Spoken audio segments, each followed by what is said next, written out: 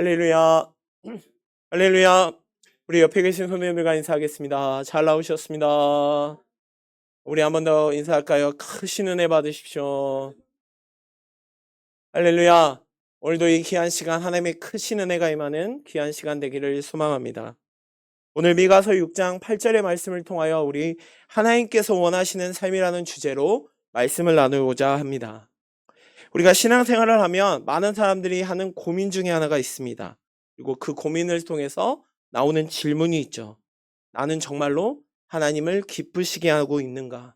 혹은 내가 나의 살고 있는 삶이 정말로 하나님이 원하시는 삶은 살고 있을까? 그리고 그것은 과연 무엇일까? 이 질문은 우리의 단순한 신앙적인 호기심에서만 나오는 것이 결코 아닙니다. 우리는 분명 하나님을 믿고 예배하고 있지만 가끔 내가 정말로 제대로 예배를 드리고 있는지, 내가 정말 하나님이 기뻐하시는, 원하시는 예배를 드리고 있는지에 대한 의문이 들 때가 종종 있죠. 그래서 그에 대한 것으로 어떤 사람들은 하나님을 기쁘시게 하는 방법이 많은 기도를 하고 많은 헌금을 하고 금식하며 나아가는 거라고 생각합니다. 또 어떤 사람들은 열심히 봉사하고 교회 활동을 많이 하면 이것이야말로 하나님이 기뻐하시는 거라고 생각할지도 모릅니다. 그런데 정말로 이것이 정말로 하나님이 기뻐하시는 모습의 우리의 삶일까요? 오늘 우리가 읽은 미가서 6장의 내용은 법정의 소송의 형태를 띠고 있는 것 같아 보입니다. 하나님께서 이스라엘을 법정에 세우시고 그들의 죄를 고발하는 장면이 나타나죠. 하나님께서 이스라엘을 고소하게 된 계기는 3절의 말씀에 암시되어 있습니다. 우리 다 같이 3절 말씀을 보면 이르시기를 내 백성아 내가 무엇을 내게 행하였으며 무슨 일로 너를 괴롭게 하였느냐 너는 내게 증언하라 라고 말합니다. 지금 이스라엘은 하나님께서 자기들에게 괴롭게 하였다. 다시 말해서 부당하게 대우하였다고 말하고 불만을 표출하고 있습니다. 이에 하나님은 무엇이라는 질문을 반복하심으로써 이스라엘의 부당함 그리고 하나님의 신실하심을 표현하십니다. 하나님은 또한 이어지는 말씀 가운데 나와 너라는 언어들을 사용함으로써 지금 그 이스라엘 백성이 언약의 의무를 어긴 것을 다시 한번 상기시킵니다. 그뿐만 아니라 이 인격적인 언약이 이런 인격적인 관계에 기초하고 있음을 거듭 말하고 있죠. 더욱이 이어지는 4절에서 5절의 말씀을 살펴보면 하나님께서 이스라엘 태도가 어디서부터 잘못되어 있는지를 강하게 지적하십니다. 하나님께서는 이미 이스라엘에게 놀라운 은혜를 베푸셨습니다. 그 은혜를 나열하시죠. 그리고 지금 이스라엘에게 말씀하시는 이 모든 것들의 요구가 매우 정당함을 말씀하십니다. 하나님은 이스라엘을 애굽에서 구원하여 주셨고 모세, 아론, 미리암의 역사들을 통하여 그들을 인도하셨습니다. 하지만 이런 놀라운 하나님의 은혜를 받았던 이스라엘은 오히려 6절과 7절에서 다시 한번 반론의 형태를 띠며 이런 하나님의 말씀에 반론하죠. 자, 6절과 7절 말씀 우리 함께 읽어보겠습니다. 6절에서 7절 말씀입니다. 내가 무엇을 가지고 여호와 앞에 높으신 하나님께 경배할까? 내가 번제물로 1년 된 송아지를 가지고 그 앞에 나아갈까? 여호와께서 천천의 순양이나 만만의 강물 같은 기름을 기뻐하실까? 내 허물을 위하여 내 맏아들을 내 영혼의 죄로 말미암아 내 몸의 열매를 드릴까? 아멘. 이 말씀에 보면 이들은 하나님께 나아가기 전에 무엇을 가지고 나아가며 무엇으로 하나님께 기뻐해야 할지에 더욱더 집중하고 있습니다. 자, 여기서 말하는 이 무엇은 이어진 6번 하반절 말씀 가운데 1년 된 송아지와 마치 대꾸를 이루고 있습니다. 이것은 지금 이스라엘 사람들에게 생각하는 하나님께 나아가는 가장 중요한 것은 곧 제물이라고 그들은 생각했던 것이죠. 그들의 생각에는 하나님께 나아갈 수 있는 최고의 방법은 1년 된 송아지를 드러내는 것이 가장 좋은 것이라고 생각하는 것 같습니다. 본문에서 이어져서 보면 이스라엘 백성들은 지금 하나님께 예배하기 위하여 많은 생각을 하고 있습니다.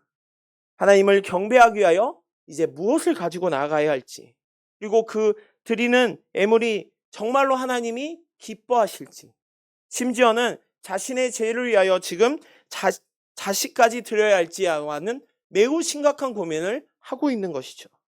그런데 이들이 이렇게 심각하게 고민하는 것 앞서 그들이 간과한 것이 있습니다. 그것은 바로 하나님이 과연 어떠한 마음으로 이들의 예배를, 이들의 제물을, 이들이 드리는 모든 형태들을 받으실까에 있습니다. 그들이 생각하는 것은 정작 하나님께서 원하시는 것이 아닌 바로 자신들의 원하는 것으로 말하고 있는 것이죠. 그 결과는 완전히 다른 것을 유도합니다. 하나님께서 이스라엘 백성들이 드리는 예배를 거부하시죠. 바로 그 이유가 바로 여기에 있는 것이죠. 그들의 정체성과 그 정체성에 기반하는 삶은 완전히 사라진 채 그럴싸한 형식만 남아있는 것입니다. 더욱이 6절 중간쯤에 나와 있는 경배할까에 해당되는 이 말은 원래의 원형이 카파프라는 단어로 사용됩니다. 이 단어는 성경에서, 구약 성경에서 약 5번 정도 사용됩니다. 본문을 제외하고는 모두 다 비굴하다는 의미로 사용되어 있습니다. 본래 하나님께 대하여 진정한 복종과 경외심을 표현하는 단어는 조금 다릅니다. 그때 사용하는 표현은 쇠하흐라는 단어를 사용하고 있습니다. 하지만 여기서 지금 이 카파프라는 단어를 사용하고 있다는 것은 이들이 지금 하고 있는 하나님을 향한 예배, 경배가 결코 자발적인 경배가 아니라는 것이죠. 오히려 강한 힘과 관권에 의하여, 누군가의 힘에 의하여 굴복을 당하는 마치 굴종과 같은 의미로 이 표현을 지금 사용하고 있다는 것입니다. 지금 이스라엘 백성은 분명히 하나님께 예배를 드리고 하나님을 경배한다고 말하고 있지만 그들의 모습에는 결코 하나님을 향한 신실함, 그리고 하나님을 사랑하고 신뢰함으로 통하여 하나님과의 교제를 즐기는 것이 결코 아니라는 것이죠. 오히려 하나님께서 자신들이 하나님께 예배드리러 나가지 않으므로, 하나님을 경배하지 않음으로 인하여 그 형벌이 두려워 혹은 어떤 종교적인 의무감으로 인해 마지못해 드리는 매우 굴종적이고 형식적인 예배를 지금 드리고 있는 것이죠. 그러기에 지금 그들의 마음 가운데는 진실된 자신의 온 마음을 다하여 온 힘을 향하여 드리는 마음이 아니라 어떤 물질적인 재물, 그리고 물질적인 현상에 집중하고 있는 매우 어리석은 태도에 잡혀 있음을 보여주고 있습니다. 그럼 하나님께서 원하는 모습이 바로 이런 것일까요? 하나님께서 원하시는 것은 결코 이런 것이 아닙니다. 하나님께서는 우리의 예배, 우리의 제사를 보다 앞서서 우리의 삶이 변화되는 것을 더욱 원하시는 것입니다. 분명 이스라엘 백성들은 겉으로 보이는 예배와 종교의 행위에 매우 집중합니다. 하지만 그들은 하나님의 뜻을 알지 못했습니다. 오히려 하나님이 원하시는 것은 그들의 삶 자체가 변하는 것을 결코 알지 못했던 것이죠. 그의 오늘 본문 미가 6장 8절에서 이들에게 하나님은 우리가 어떻게 살아야 하는 것인지, 정말로 하나님이 원하시는 삶이 무엇인지를 말씀하고 있습니다. 이 시간 말씀을 통하여 하나님이 원하는 삶이 무엇인지를 함께 살펴보는 시간 되길 소망합니다. 자, 첫째로는 우리는 정의를 행하라 라고 말합니다. 우리 8절 말씀 우리 다 같이 보겠습니다. 8절 말씀입니다. 사람아, 주께서 선한 것이 무엇임을 내게 보이셨나니 여호와께서 내게 구하시는 것은 오직 정의를 행하며 인자를 사랑하며 겸손하게 내 하나님과 함께 행하는 것이 아니냐. 아멘. 하나님께서 6장 8절에서 사람이 하나님이 기뻐하시는, 하나님이 원하시는 삶이 무엇인지를 말씀하시면서 첫 번째로 가장 먼저 요구하시는 것은 정의를 행하라 였습니다. 정의라는 것이 무엇일까요? 정의라는 언어는 미시파트라고 말합니다. 이것을 사전적인 의미로는 옳고 그름을 바르게 판단하고 실천하는 것으로서 하나님의 성품이자 하나님의 통치 원리라고 할 수 있죠. 그런데 이것을 우리의 삶 가운데 적용해 보면 우리의 삶이 하나님의 모습을 닮아가는 것, 우리가 하나님의 그 모습을 흉내내는 것이라고 할 수 있죠. 그럼 이 시대의 이스라엘 백성들이 정말로 하나님의 모습을 흉내내고 하나님의 모습을 닮아가려고 노력했을까요? 그들의 모습은 결코 그렇지 않았습니다.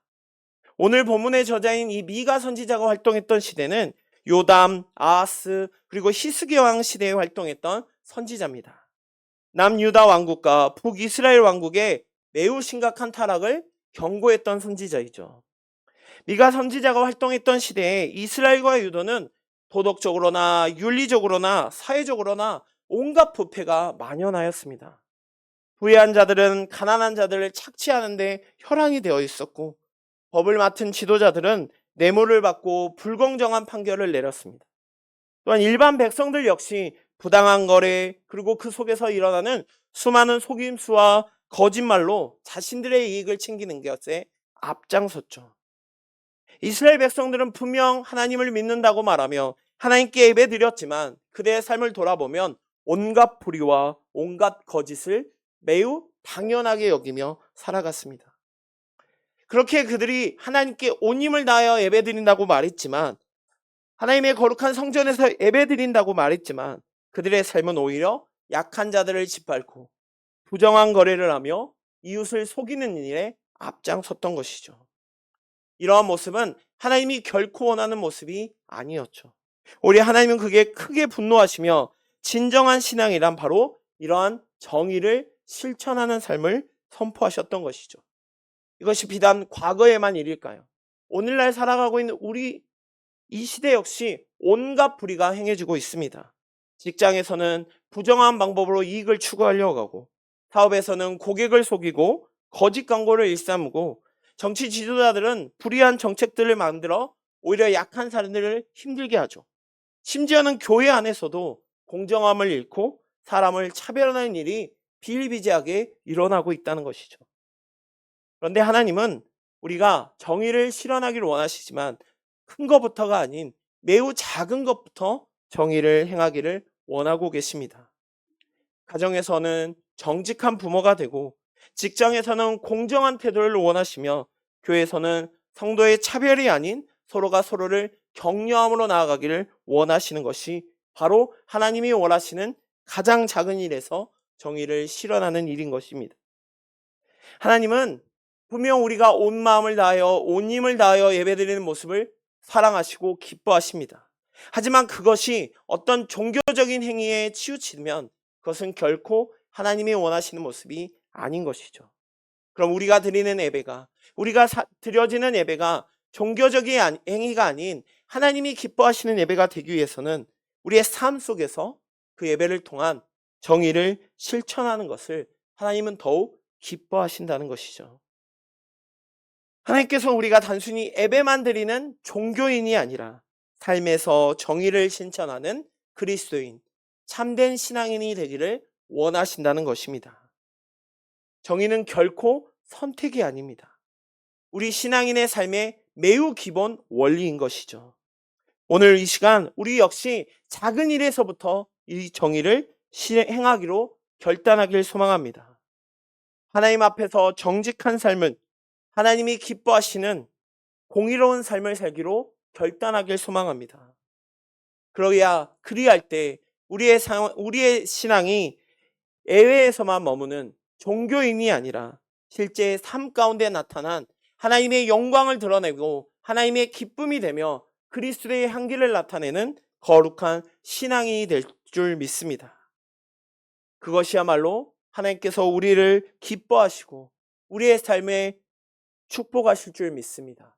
이 시간 우리의 매 순간순간마다 삶 가운데서 정의를 행함으로 하나님이 원하시는 삶을 살아가는 우리 귀한 성도님들 되시기를 소망합니다. 두 번째로 우리는 인자를 사랑하라 라고 말씀합니다. 우리 8절 말씀을 다시 한번 보겠습니다. 8절 말씀입니다.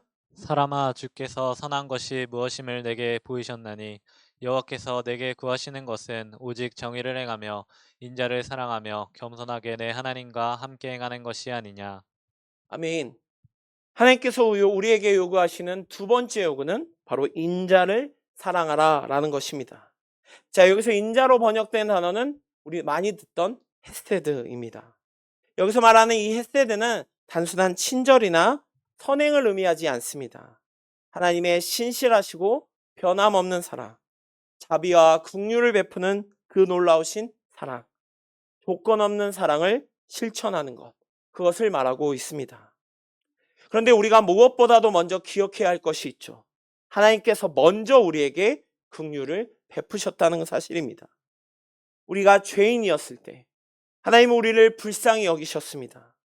그러기에 이 땅 가운데 예수 그리스도가 오시고 그분의 십자가의 죽으심을 통하여 우리가 받을 형벌을 바로 그 예수 그리스도께서 대신 짊어지셨죠. 값없이 우리의 모든 죄악을 용서해 주셨습니다. 우리가 그 하나님의 긍휼을 받았기에 우리 역시 그 받은 긍휼을, 그 사랑을 베푸는 것이 당연한 것이죠. 로마서 5장 8절 말씀에 이렇게 말씀합니다. 우리가 아직 죄인 되었을 때 그리스도께서 우리를 위하여 죽으심으로 하나님께서 우리에 대한 자기의 사랑을 확증하셨느니라 라고 말합니다. 하나님께서 우리를 너무나도 사랑하셨죠. 그러기에 우리에게 놀라운 긍휼을 베풀어 주셨습니다. 그러기에 하나님께서 우리를 사랑하시는 것처럼 우리 역시 서로 사랑하며 긍휼을 베푸는 것이 매우 마땅한 것입니다. 요셉은 형들에게 노예로 팔려가게 되죠.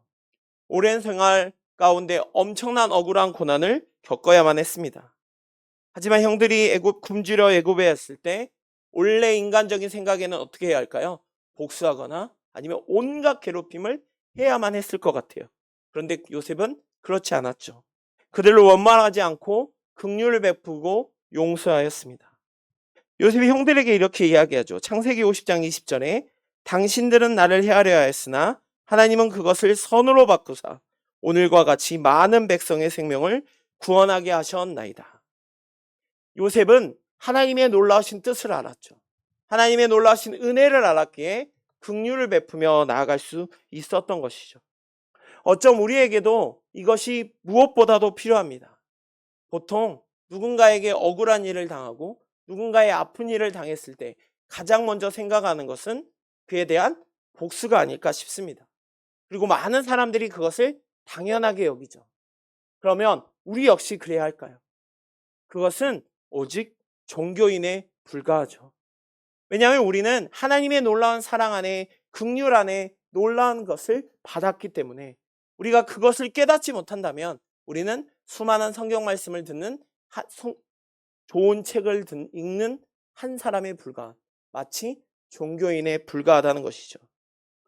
우리가 참된 신앙인으로서, 참된 하나님의 자녀로서, 하나님의 백성으로서 나아가기 위해서, 하나님의 참 신앙인이 되기 위해서는 하나님께서 주신 그 사랑을 다른 사람에게 실천해야 한다는 것이죠.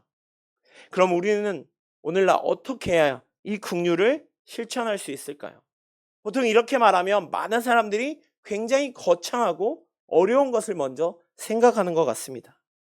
매우 간단한 것을부터 우리는 긍휼을 실천할 수 있습니다. 가정에서 너무나도 편하게 나도 모르게 함부로 했던 말들을 이 아닌 가족들에게 따뜻한 말 한마디를 건네는 것, 교회에서 상처받는 성도들에게 위로하고 함께 기도해 주는 것, 사회에서는 이웃을 돌아보고 아주 작은 친절을 베푸는 것, 이것이야말로 하나님께서 원하시는 최고의 긍휼의 모습입니다. 하나님은 이처럼 우리가 긍휼을 실천하는 삶을 살기를 원하십니다. 용서하는 사람, 사랑을 나누는 사람, 어려운 사람을 돕는 것, 그것이야말로 하나님이 우리에게 원하시는 최고의 긍휼의 모습입니다.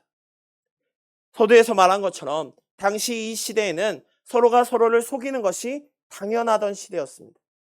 조그만 힘이 있으면, 조그만 능력이 있으면 연약한 자들을 착취하고 그들을 괴롭히는 것을 마치 내 가진 최고의 권능인 것처럼 생각했던 시대입니다. 그러기에 그들에게 이런 말은 마치 너무나도 멀게 느껴졌을지도 모릅니다. 그러기에 오늘 말씀하죠.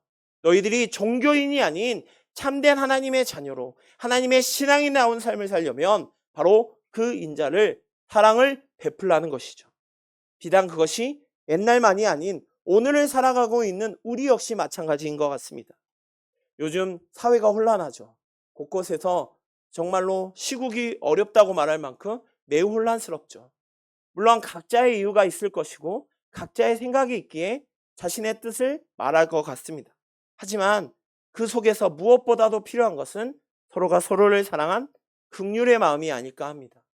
하나님께서 값없이 주셨던 그 긍휼을 서로 베풀 때 단절됐던 갈등이 쌓였던 그 관계는 회복될 줄 믿습니다. 그리고 하나님께서 원하시는 삶, 하나님이 기뻐하시는 삶을 살 수 있을 줄 믿습니다.